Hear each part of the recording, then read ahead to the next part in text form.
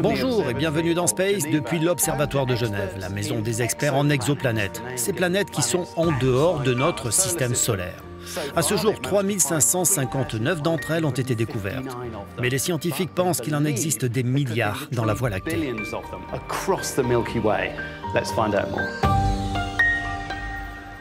La première exoplanète qui a été découverte ressemble à ça.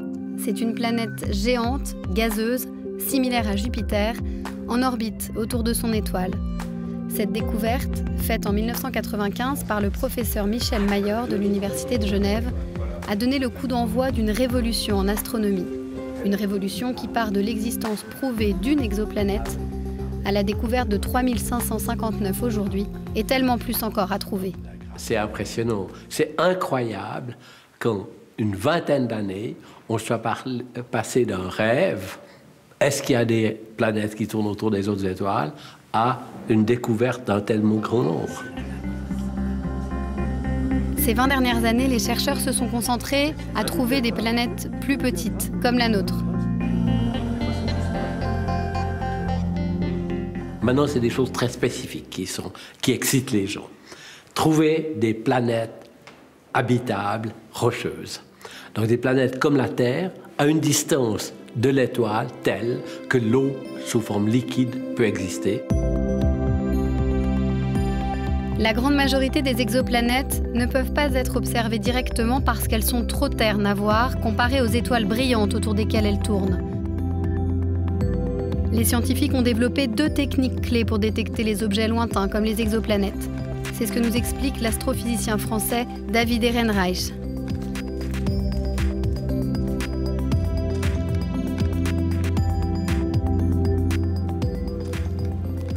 Alors on va faire un petit modèle pour expliquer comment on détecte les planètes.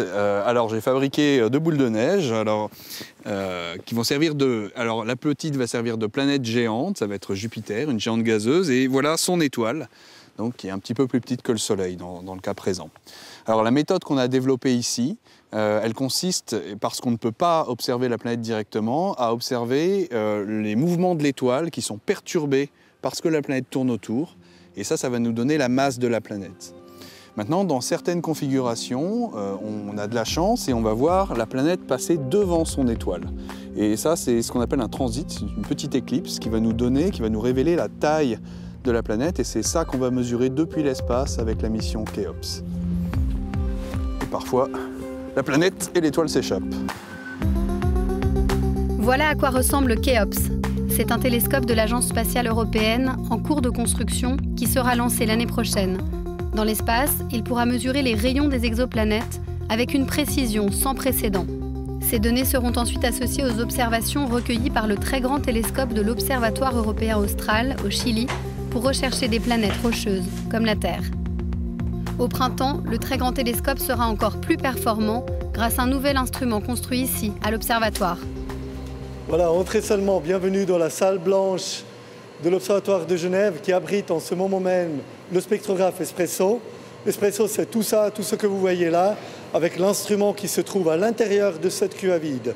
Elle arrive, la lumière ici, à travers cet appareil, elle est collectée, envoyée dans une fibre optique minuscule qui fait l'épaisseur d'un cheveu. Cette fibre optique amène la lumière ici, jusque dans le spectrographe. Et dans ce spectrographe-là, on va prendre la lumière, on va l'étaler en toutes ses couleurs, c'est la fonction même du spectrographe, pour analyser ce spectre et déterminer la vitesse des étoiles.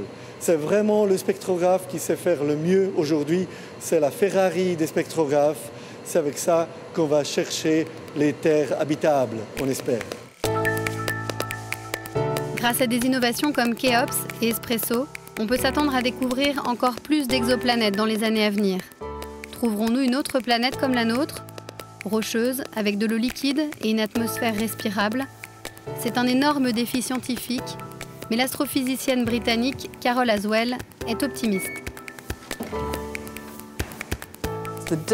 La variation de luminosité provoquée par le passage de la Terre devant le Soleil est de l'ordre de 1 centième de 1%. Alors si vous réfléchissez, on doit mesurer la luminosité d'une étoile avec une précision d'1 centième de 1% dans un laps de temps de 3 années. Ce n'est pas quelque chose de banal à faire. Je crois que l'on va se rendre compte qu'il y a de nombreuses planètes habitables avec de l'eau sous forme liquide à la surface où nous pourrions potentiellement en marcher. Chercher des exoplanètes qui ont les mêmes caractéristiques que la Terre exige une précision extrême, mais les scientifiques du début, ceux qui ont obtenu des résultats, sont aujourd'hui rejoints par des dizaines de nouveaux chercheurs.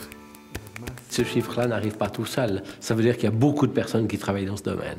Un vieux rêve de l'humanité qui maintenant est un domaine qui explose dans le domaine de la science.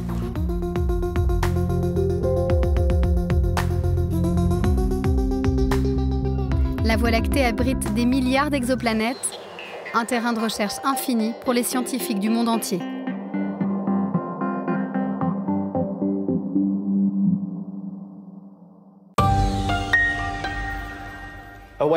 Partons loin des exoplanètes maintenant pour le premier épisode de notre nouvelle mini-série « Légendes de l'espace ».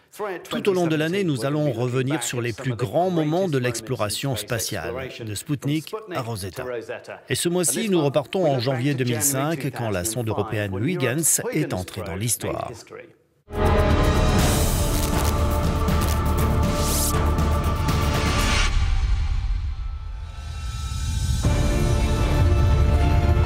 Le 14 janvier 2005, Huygens a atterri en parachute à la surface de Titan.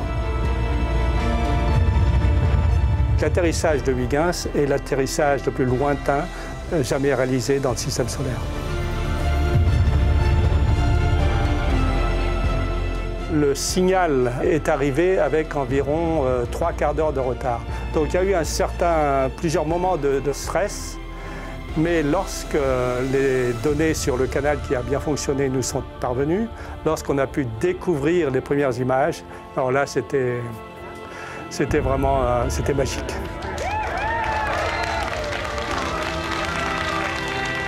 Lorsque j'ai vu le premier panorama, j'ai dit mais c'est la Côte d'Azur. Ça ressemble à la Côte d'Azur, mais les ingrédients sont vraiment très différents puisqu'il fait moins 180 degrés à la surface. Donc les collines, c'est de la glace, et le liquide, c'est des hydrocarbures, du méthane et peut-être du méthane éthane mélangé. Et maintenant, Huygens est à la surface de Titan pour toujours. Et peut-être qu'un jour, une nouvelle mission ira voir Huygens et dire bonjour à Huygens. Mais ça, c'est pas pour demain.